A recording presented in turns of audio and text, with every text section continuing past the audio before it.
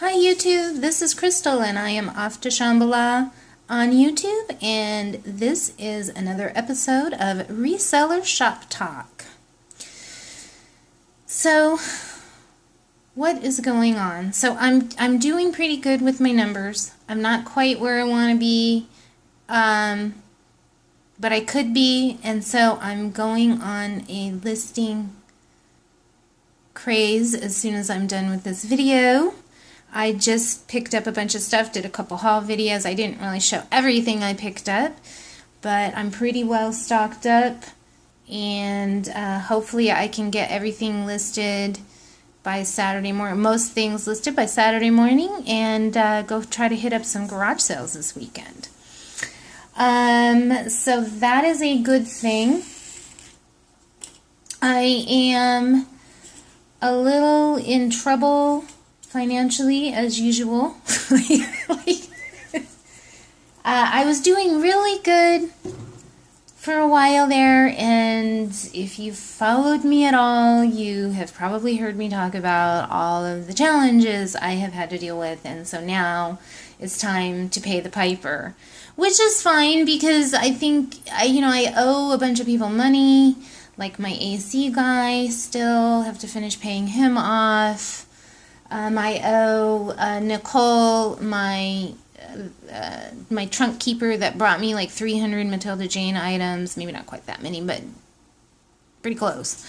And so I'm a little behind on paying out to her portion.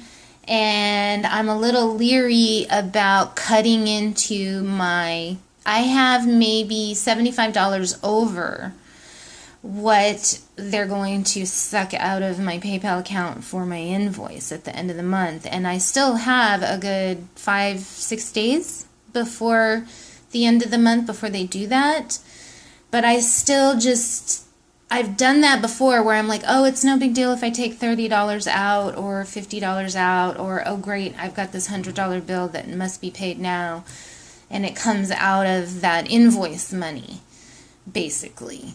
Like, because I like to at least have $75 to $100 over what I owe on my invoice as I go along through the month. And I just try to always stay above that. And then that way, when the bill is due, it's there. I don't ever want to have... There was a couple months over the last especially since all the hell has been breaking loose in my life, where, just over the last, it's like I'm making more money. It's like I make more money and then it just gets sucked away. But there was 2 months where I was sweating it. Like, oh my God. And then 1 month, and I was always okay. I should say there's 3 months. The first time it happened, I was okay because I had enough money for them to suck it out of my regular bank account. But what happens is, it's not like they just go, oh, you're $15 shy, so we're going to take $15 out of your bank account. We're going to take the whole $400 or whatever it is that you owe out of your actual bank account instead of your PayPal account. So if you don't have enough money in that account to cover it, then you're going to get bouncing check fees. So, and I'll tell you right now, I have just enough money in my bank account to pay all the bills coming up for the next couple weeks, so I don't want them to suck any money out. I don't have a cushion in there right now at all. So if, I don't have it in PayPal, it's not like they can suck it out of my bank account. Plus, I just don't like to have money coming out of everything. Then you have to make notes in your bookkeeping,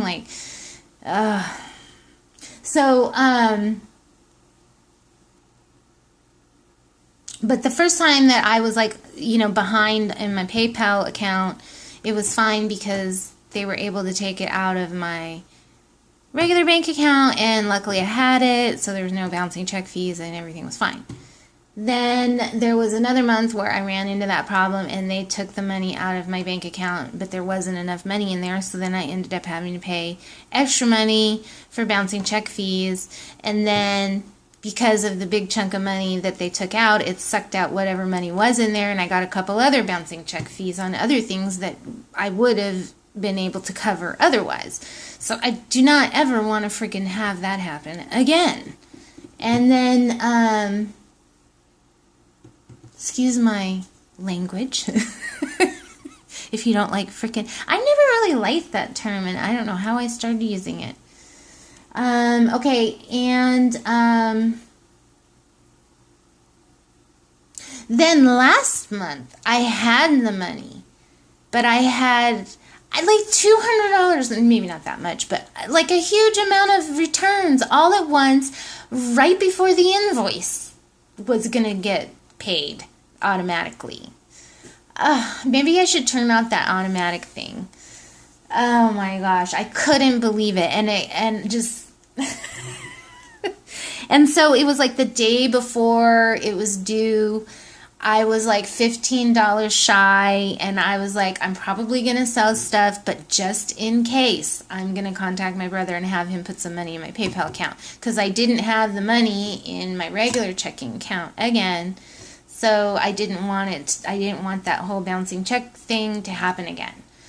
So, luckily, my brother was available, and he put $50 in there. I just said, just put $25 in. He put $50, and I'm like, as soon as I make some other sales, I will, I will send you the money. So that night, I had like between the time that night and then the next day, I had made like $75 worth of sales, and I would have been okay, but I just, and I don't want to have to do that sort of thing ever again. So, yeah, that is why I am so committed to just being a better, really, I need to A, be a better money manager, and B, I need to just be listing like crazy and get stuff sold and make good decisions on stuff that I buy. Like this, I feel really confident is going to sell, and I think I can get maybe $25 or $30 for this set. We shall see, but I have sold stuff like this before. People like it, and this is a really cool color. And so yeah. Anyways, but I just have this picture up because I just really don't think that me sitting there talking in my frumpy housewife, well, I'm not even a wife, my frumpiness, because I just do not do the fix-up hot babe look that I used to be. Just not into that, and I think this is much more interesting than looking at my face talking. So I think from here on out, I'm going to always have some kind of interesting background. And these are some of the things that I'm going to be selling, except for the guitar. I was going to sell that, but let's see, let's get a picture of it. But I'm going to give it to my brother for Christmas. It's a, I can't remember if it's PlayStation or what this was for. It's missing, I think there's supposed to be like a little silver thing like that right there. But it looks really cool. And my brother has like a collection of guitars. And I like the handle too. And it says Fender Mustang. And my nephew drives a Mustang. So, anyways, I shouldn't even really say they have a collection. They have one really cool guitar. Now, they do have a collection, because last time I was over, I'm like, there's like 2 new guitars over there. But they're not hanging on the wall. He's got this one really cool one hanging on the wall, like a real guitar. I don't know what it is or what's cool about it, but, he knows. And it looks cool. And then next to it, he's got a crappy-looking video game guitar hanging on the wall. And I'm like, I got a better one for you. If you're going to have a crappy-looking video game guitar hanging on the wall, I got a much better one for you. So I decided, instead of trying to sell this, because I can't test it, and I'd have to take it over there and be like, can you guys test this? Do you have the system? I used to have a system. And when I first got started, I was going to try to have all the video game systems. But you know what? So I could test stuff. And then somebody was talking, I think it was Michael Pierce, who is a really great content maker for resellers. And I think that's his YouTube channel name, Michael Pierce. I'll have to look at that. he talks about how to, I'm pretty sure it's him, or maybe it's, who's that other guy? Deb is always on his show. He does the morning wake up show. I think he might have a video about it. I can't remember which one of those guys, but you can just use the internet somehow to test these things. But I just don't want to. I just don't want to. It's just not my thing. I'm like rocking it with clothing and stuff like this that you don't have to test. Like you can just look at it and go, oh yeah, done. You know, I don't want to have to do that. Plus, you test stuff and then people get it and they're like, oh, it doesn't work. And I've had that happen a few times. I have sold guitars in the past and I can attest that they're awesome to sell. But I've been very lucky. But I've had a couple of electronic items and I'm like, I just don't want to have to go through all that trouble, spend extra money on shipping and then have to eat it. Like, I don't want, I feel like it's more time consuming than it's worth, really. Now, again, if I was really into it or that was my focus, I think it is worth it. And I think there really is, it is, I shouldn't say it's not worth it. It's just, I'm already finding stuff like, you know, clothing and these types of things that you just pick up, you go, yeah, that's good. So, you know, that's what I've zeroed in on. So for me, doing the electronics as well is not worth it. Now, I have thought about if I bring somebody in to work with me, I would like them to be an electronics person, and that would be their focus because there's money in it. But you just have to know what you're doing with all this stuff and test it and all that. Anyways,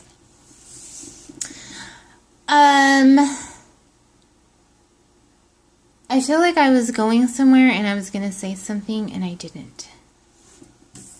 That's what I get for not being super organized. Okay, before I want to talk about like the psychology of listing, pricing strategies, free shipping versus calculated, so that's going to be coming up soon. But, and that was inspired by Nicole State, who spoke about that briefly on an interview she did on Reseller Pulse. But I did want to mention there's a couple movies that you might be interested in watching if you're a reseller. One is Quiz Show. And I don't remember what year that movie was made, but it's on Netflix right now. And also Sum of All Fears with Ben Affleck, which is also on Netflix right now. So Quiz Show is just a feast for the eyes. There are tons of really groovy mid-century lamps from like the 50s. Unbelievably cool. And I think, and I want to watch that movie again because halfway through I'm like, dang, there's just like all kinds of cool stuff in this movie, like the sets. And props, I guess you would call them as well. I want to take another look at that movie, and I don't know, I just think it kind of helps you to have an eye for the types of things that you could be looking for to resell. And it's not that if you didn't notice these things, you wouldn't be interested in buying them, but I don't know, I think watching them in movies, if you see something similar to stuff that's been seen in movies, it's more likely that other people, maybe they aren't conscious about it, or the real collectors of mid-century stuff, it's already in their consciousness. Whatever it sort of creates more of an interest to buy these types of things. So, I don't know, or it's just interesting to see the stuff. So I think you might, as a reseller, especially if you're selling vintage stuff, I think you would really enjoy Quiz Show. It's kind of like, you know, that feast for the eyes like Mad Men was, you know. So if you already watch Mad Men 3 times, you know, and you want more of that, watch Quiz Show, the movie. And I can't remember, what's that actor's name? Something Fiennes. What is his first name? I like that guy. And then that guy, the guy that was in Rob Morrow, I think his name is, and he was in that show, Northern Exposure, the guy that played the doctor. I really like him as an actor, too. He was really good in that movie. That was a really good movie, too. Just all around good movie. And then The Sum of All Fears. It has the all-time best reselling scene ever. So, these two guys find something. And it's a guy and his son. And the son is like, what are we going to do with this? Or something like that. And he's like, I don't know, but somebody always wants to buy this junk. But you got to see the thing that they... I mean, I guess you can imagine if you've already seen that movie or you know what that movie is about, that you got to watch it. You just have to see it. I'm like, it's just great. I'm like, yep, that is the mind of the reseller. You pick something up, you're like, somebody will want this. Like my Ginsu bagel knife. Somebody's gonna want this.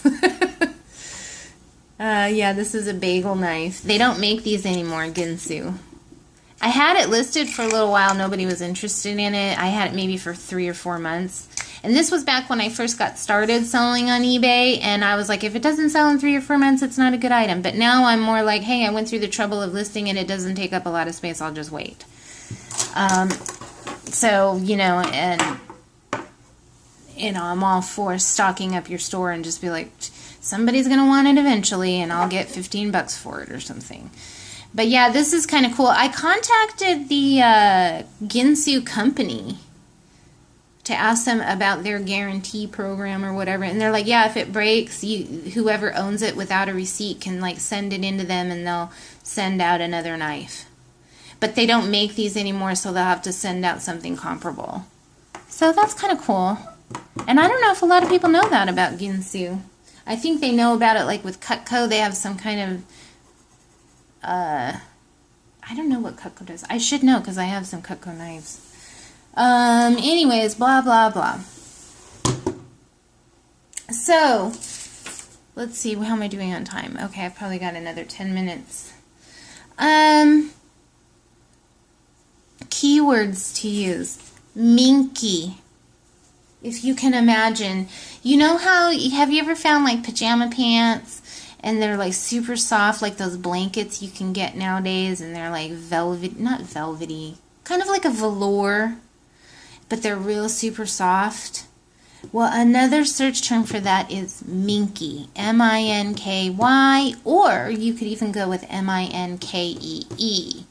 You're probably better off going with minky with a Y, but who knows? I listed a few things using that term minky and they sold right away. I don't know if using the term helped, but it's just another phrase that is sort of trending right now. I think, without going into details, but just try the word minky if you have something that is sort of like a velour or super soft and fuzzy or furry. Use minky. Okay, so let's get back to that whole pricing strategy topic I wanted to talk about. So when Nicole mentioned this on Reseller Pulse, I'm like, yes, I zeroed in on that when I first started selling. I started to zero in on that, and it's still something that is in my mind. But then I thought, you know what, I don't know if it's worth spending a bunch of time worrying about it. And I think there is a psychology,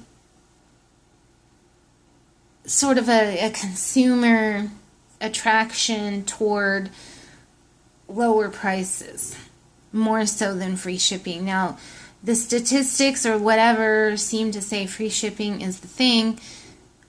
But I think, yes, in some cases when you're getting screwed because you screwed up on your, which I've done, and that's one of the reasons why I'm bringing this up.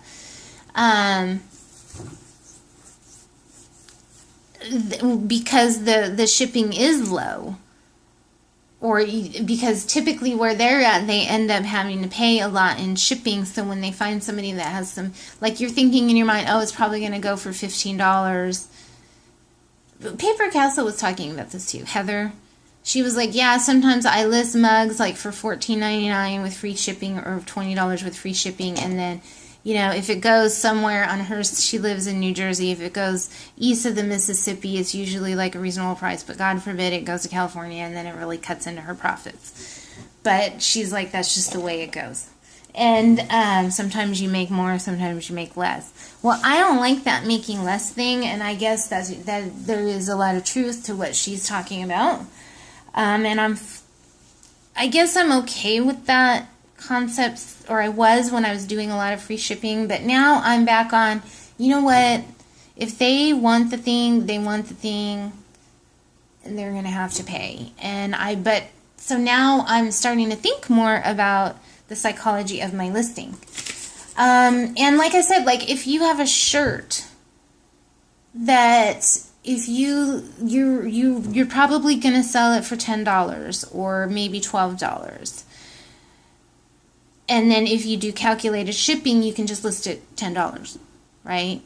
And then calculated shipping is going to end up being maybe $3 or $2.60 or whatever. People are going to be attracted because they're like, oh, look at this cute top for $10. Whereas if you had to do free shipping, your price would be $12.99 or $15.99 or, you know, some such thing. But they're going to be more attracted to the item because they're going to look at that initial price of it's only $10 and then, oh, the shipping is only, you know, $3.40, whatever. So I find that people are more attracted to lower prices, but on some things, not necessarily. You know, obviously, like I sold a really groovy Ralph Lauren skirt. It was minky, by the way. And I think I sold it for like $35. You know, somebody's not going to care that it's going to cost if they're going to pay $35 for a used Ralph Lauren skirt, they're not really going to care if it costs an extra $5. Or if you really wanted $30 for it, so you're adding $5 for the shipping or whatever, you know, it's not, it doesn't play into the factor of whether they're going to buy the thing or not. But when you're dealing with stuff that maybe you're only selling for $8 to $15, I think there's a large faction of people that are looking, that are more attracted to the lower price, which is why the people do, like, the item is 99 cents and the shipping is $14.99, even though it really only cost them $4 to ship it. You know, because people are like, oh, this is only 99 cents? Oh, well, they're charging $15 for shipping. You know, like, I've seen that. I'm like, oh. But it gets you to look at the listing. So,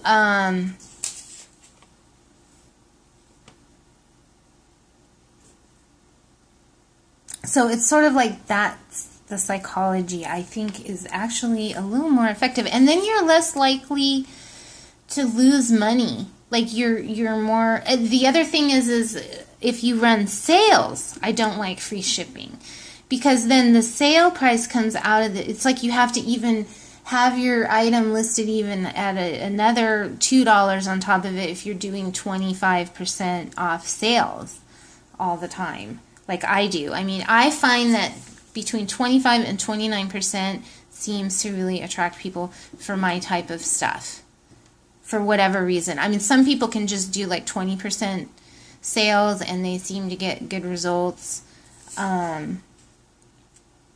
But I price my things approximately 30% higher than what I really am hoping to get for them, typically.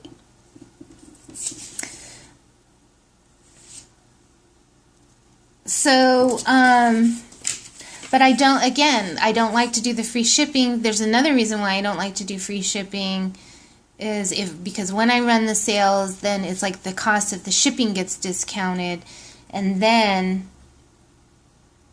I feel like the number when, it shows your total sales for the month, I feel like that number is not accurate. Because if I do $2,500 in sales, well, $600 of that could have been shipping. Like, I would rather that number be my number not including all the money spent on shipping. And then I feel like it's more of a real number. Even though there's still other expenses that are not included in that number, I feel like, you look at, I did $2,400 this month, but then you run the numbers and you're like, well, I really only did $900 in profit. Because there's eBay fees, there was the cost of the item, I had to, all of everything that goes along with it. So I like that number to be, when I see that number, it feels better to me if it's not including shipping. So that's more of a personal preference. So I'm starting to just take off free shipping on probably 90% of everything in my store. I'll probably always have a few things that are free shipping, just to hopefully maybe attract the people that do like free shipping, and then when they see my sale, hopefully they'll go into my store and that kind of thing. But here's another little thing I started to do with some of my listings in the last couple weeks, and it has backfired on me. Like clothing items. Let's say you've got a clothing item and it weighs, it's going to weigh like 12 ounces to ship. Well, the eBay charges them a lot more money for shipping than what the shipping really is going to cost. And I'd have to go in, I really should have had something ready. Maybe I will put something down below. I don't know. I might not. If you really want me to do some kind of analyzation, let me know. So what I was doing to sort of make shipping cost less and actually more accurately for the buyer is I would be like, yeah, it's going to go out. It's probably going to cost me $3.45 to ship or $3.50 or whatever, but eBay's going to charge them $4.99 or whatever. I don't know. I got to go in and look at it. So what I was doing was I was putting it down at like 8 or 9 ounces. And I'm like, okay, so fine, then I'm paying a little bit for shipping. If it's really ultimately going to cost $3.50 to ship. And well, no, because then they're still billing them like $3.40 or something like that if you have it at 8 or 9. And again, I didn't analyze this too far and think about it too much before I started doing it, but now I see like I better really take a look at the numbers if I'm going to keep doing this. So I would put the weight of the item too low, lower than what it was actually going to ship for, just to try to help buyers save some money. Well, guess what happened? I started getting an increase in international buyers. Because that every freaking ounce, there I go using that term. I gotta stop using that term. Every ounce makes a huge difference when you're buying internationally. So I have had to eat it on a couple of international sales, and the items weren't particularly expensive in the first place as far as what I would have made on them. I probably would have made like maybe $8 to $10, but still I had a couple, that's like a $25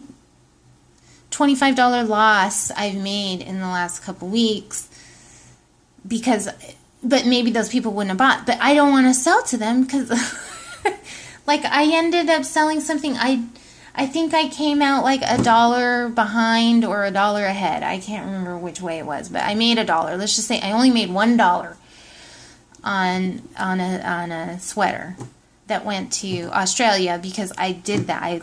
It was 11 ounces, but I listed it as 8. And so when it went internationally, it added, and there was nothing I could do. I'm not going to cancel the order because that's a big time negative. And so I just had to eat it. And then I just sold something, and I haven't looked at it. I just sold something, and it's going to Saudi Arabia, of all places. Some Hello Kitty stuff. And I'm like, well, if anything is going to go to Saudi Arabia, I'm really glad that it's Hello Kitty. Anyways, And I say that because I have a thing. That's all I'm going to say. That's all I'm going to say about Saudi Arabia. You have a thing about Saudi Arabia.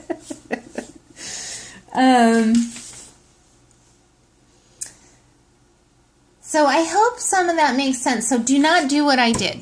Just put it where the weight is. And maybe you could do, but see, I don't want to spend all this time either. But maybe I will. I don't know what I'm going to do. Then you can do flat rate fees for shipping. Like, so let's say you've got something that is a clothing item that you know is going to be at least like 11 ounces to ship. So go ahead and put your 11 ounces. But for the U.S. buyers, there's flat rate shipping of whatever 11 ounces actually costs, which I can't remember, like $3.55 or something. And then for the international buyers, they're going to get charged whatever the actual cost is. Because it seems to me like every time I have international sales, there is no fluff anymore like there used to be. It seems like every time I would make an international sale and it would be accurate as far as what the package was really going to weigh, you know, like it really did weigh 1 pound 2 ounces, so it really did cost them $18 or whatever. But then it would charge them $25 and I would make $5 or $6 on the deal. And I used to question myself, maybe I should send the money back. But I'm like, no. Like, they wanted this mug. Like, you know, they should know that if they're buying from the U.S., shit just freaking costs money. Oh, there I go again, cussing. I gotta stop that. Okay, anyways. So I hope that all makes sense and it gives you something to think about. But I say be careful about free shipping is probably something you should think long and hard about when you are utilizing Markdown Manager.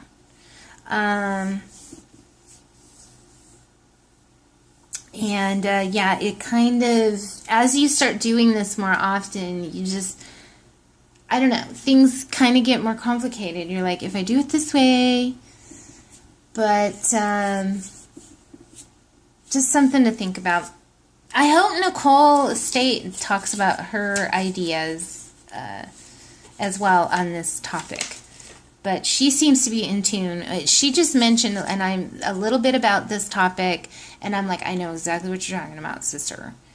But maybe she can articulate it in a different way that you might respond to if you're going, what the hell is Crystal talking about? But I would think that if you've been doing this for any length of time, that you're starting to think about the effect of shipping costs. And I'm really hoping that they don't raise shipping rates. Seems like they raise shipping rates like every 2 years at USPS. And I'm going to start sending them letters. I'm like, can we just go like 3 years without raising the cost?